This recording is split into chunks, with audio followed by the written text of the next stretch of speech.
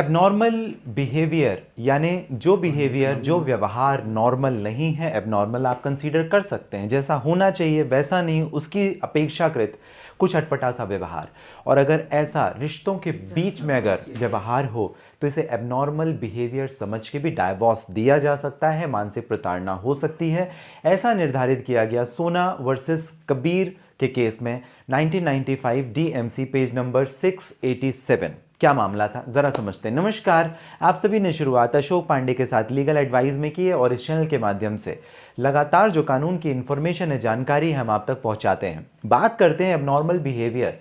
एक ऐसा बर्ताव जो कि अटपटा हो, अजीब सा हो और लगातार एक लंबे समय से अगर चलता आ रहा हो तो इसे भी आधार बनाया जा सकता है और आप तलाक की स्थिति में पहुंच सकते हैं।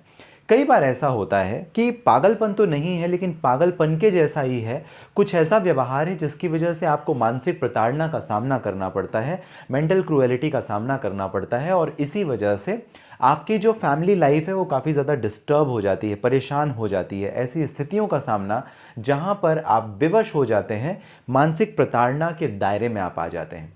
जहां पर पत्नी कभी भी अपने ऑब्लिगेशन को डिस्चार्ज करे या अपने ऑब्लिगेशंस को फुलफिल ना करे, उस स्थिति में क्या, ऐसी स्थिति में हमेशा ये हस्बैंड के अगेंस्ट में मेंटल क्रूएलिटी होती है। और इसी के विपरीत अगर मान लीजिए हस्बैंड अपने ऑब्लिगेशंस को पूरा ना करे, चाहे वो being a relationship of husband wife हो, फिजिकल रिलेशनशिप हो या बच्चों के प्रति एक क्रूअल बिहेवियर जहां पर बच्चों को बेवजह का मारपीट करना या कुछ ऐसे व्यवहार करना जो कि अपेक्षा नहीं की जाती दोनों के संबंध के दौरान, मतलब पति और पत्नी के संबंध के दौरान, तो इसे आप एबनॉर्मल बिहेवियर में कंसीडर कर सकते हैं। जैसे पत्नी इतना ज़्यादा परेशान करती थी कि जो माँ बाप पति के साथ में रहते थे, पति के जो माँ बाप थे वो एक बड़ी परेशानी में फंस गए और उन्होंने घर छोड़ दिया, घर छोड़ करके अलग रहने शुरू कर दिए। या कि जो हस्बैंड के फादर हैं उसकी डेथ हो जाए और ये मेडिकली प्रूफ किया जा सके कि एक अब एबनॉर्मल जो बिहेवियर था वाइफ का उसकी वजह से हुआ, या वाइस वर्सा आप कर लें कि पति का इतना एबनॉर्मल बिहेवियर था जिसकी वजह से कोई इस तरीके के डैमेजेस हो गए फैमिली में। तो एबनॉर्मल बिहेवियर भी बहुत बड़ा कारण बनते हैं मेंटल क्रूएलिटी का। और क्योंकि mental cruelty is a ground of divorce तो वो आप तलाक के लिए जा सकते हैं।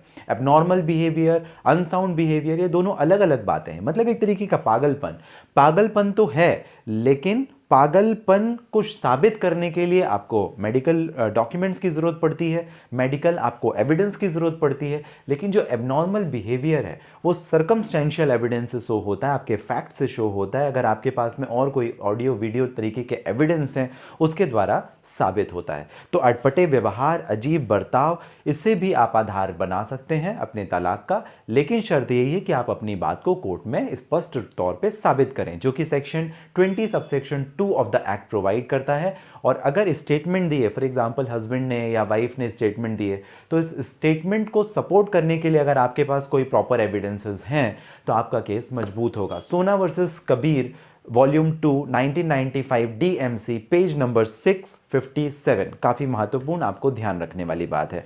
इसी वजह से एक और मैं आपको एग्जाम्पल बताना चाहूँ जहाँ पर रात भर जो हस्बैंड था वो अलग अलग तरीके से जादू टोना या काला मंत्र करता था या बाकी सारी चीज़ें करता था। ये एबनॉर्मल बिहेवियर था और जो कि रिकॉर्डेड फॉर्म में वाइफ के पास एविडेंस थे और इस एबनॉर्मल बिहेवियर को भी कंसीडर करके कोर्ट ने डाइवोर्स दिया था।